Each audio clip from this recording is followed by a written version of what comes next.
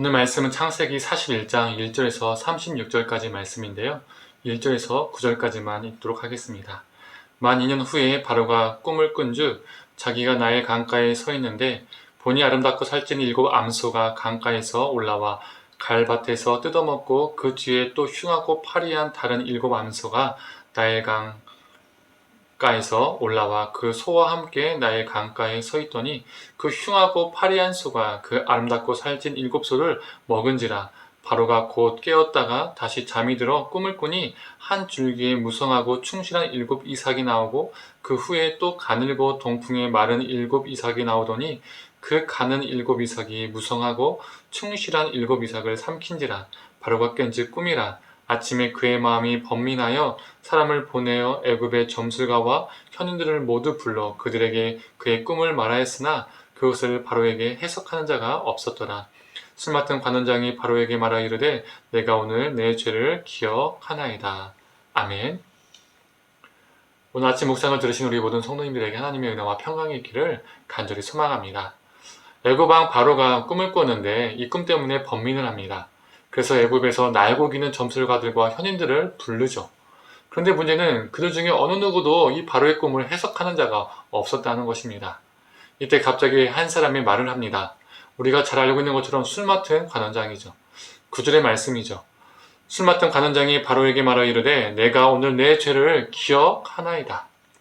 술 맡은 관원장이 왕에게 자신의 죄를 기억한다고 고백하고 있는데 이 죄는 어떤 죄일까요? 우리 앞장인 40장 1절의 말씀입니다. 그 후에 애굽의 왕이 술 맡은 자와 떡 굽는 자가 그들의 주인 애굽 왕에게 범죄한지라. 여기에서 내가 죄를 기억합니다. 이 죄와 왕에게 범죄했다라는 그 죄가 똑같은 히브리어로 같은 단어입니다. 자신이 이전에 왕에게 지은 죄를 기억하면서 말하는 겁니다. 그리고 왕에게 범죄에서 감옥에 갔던 이야기와 그 감옥에서 있었던 에피소드를 말하기 시작했습니다. 그런데 여기에서 우리가 짚고 넘어갈 게 있습니다. 술 맡은 관원장이 자신의 죄를 기억한다라고 고백했는데요. 우리 한글 성경에는 죄라고만 되어 있기 때문에 관원장이 왕에게 지은 죄 이렇게까지만 생각하고 넘어갈 수 있습니다. 그런데 이 히브리어로는 이 하타라는 단어인데요. 이 단어가 단수로 사용된 것이 아니라 복수로 사용되어 있다는 겁니다. 즉 죄가 아니라 죄들이라는 것이죠.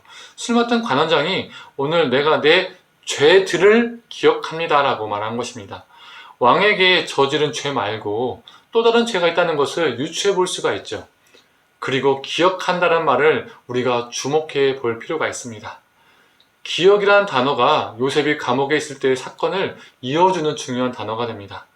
요셉은 술 맡은 관원장에게 기억해달라고 간곡히 부탁했는데 관원장은 기억하지 않았습니다. 그런데 지금 이 관원장이 지금 죄 하나가 아니라 죄들을 기억합니다 라고 말하고 있습니다. 그렇다면 그가 지은 또 다른 죄는 무엇이었을까요? 그가 요셉에게 지은 죄, 그를 돌보지 않고 그의 존재를 무시한 죄, 그를 기억하지 않은 죄를 말하는 것이죠.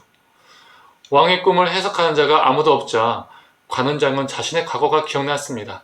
그는 자신이 감옥까지 가게 된 왕에게 범죄한 죄도 떠올렸지만 요셉을 외면한 죄도 떠오른 것이죠. 그러면서 그는 바로에게 요셉의 이야기를 하게 됩니다. 어제 나누었던 것처럼 사람은 기억하지 못하고 잊으나 우리 하나님은 우리를 기억하신다고 했었지요.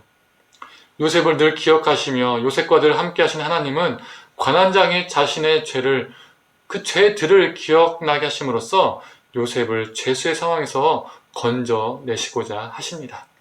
결국 요셉은 바로를 대면하게 되고 그의 꿈을 해석하게 됩니다. 7년 동안 애굽에 풍년이 오고 그 후에 또 7년 동안 흉년이 온다는 것이죠.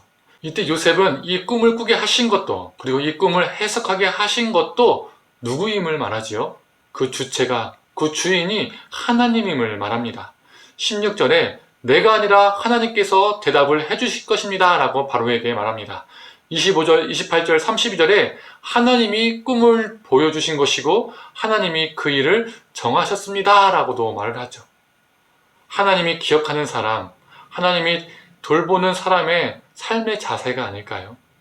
다른 사람은 나를 잊더라도 하나님은 나를 잊지 않으시고 나를 돌보시는데, 당연히 나의 삶은, 나의 모든 일들은, 나의 주변에 일어나는, 내 삶 가운데 일어나는 모든 일은 내가 주인이 아니고, 내가 주체가 아니고 하나님이 주체이시고 하나님이 주인이시고, 그래서 하나님이 행하신다는 것을 고백하는 것, 이것이 우리의 믿음의 고백, 믿음의 삶이 아니겠습니까?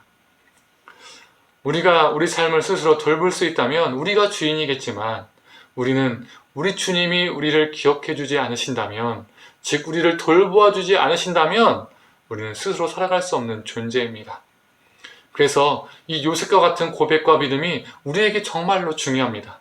사랑하는 성도님들, 우리를 늘 기억해 주시는 하나님을, 그래서 우리를 수많은 역경 속에서 언젠가는 건져내셨고 또 언젠가는 건져내실, 그리고 건져내주고 계시는 하나님을 잊지 않고 우리 자신이 주인이 아닌 우리 하나님만을 우리 삶의 주인으로, 주체자로 모시며 살아가기를 원합니다. 그리고 우리 주인 되신 하나님을 증거하는 존재가 되기를 간절히 축원합니다. 함께 기도하겠습니다. 하나님, 수마땅 관원장은 잊었고 무시했지만 하나님은 이 수마땅 관원장의 죄들을 기억나게 하시고 요셉을 그 감옥에서 건져내셨습니다. 수마땅 관원장이 기억력이 좋아서 기억한 것이 아니라 요셉을 기억하신 하나님께서 그를 기억하게 하셨기 때문에 그 모든 것들이 가능했습니다. 자신을 기억해 주신 하나님께서 자신을 돌봐주시는 것이기 때문에 요셉은 그 꿈의 해석도 자신의 힘이 아닌 하나님의 능력임을 고백합니다. 하나님께서 우리를 기억하시기 때문에, 우리를 돌봐주시기 때문에 우리 삶의 주체가 우리가 아님을 하나님임을 고백합니다.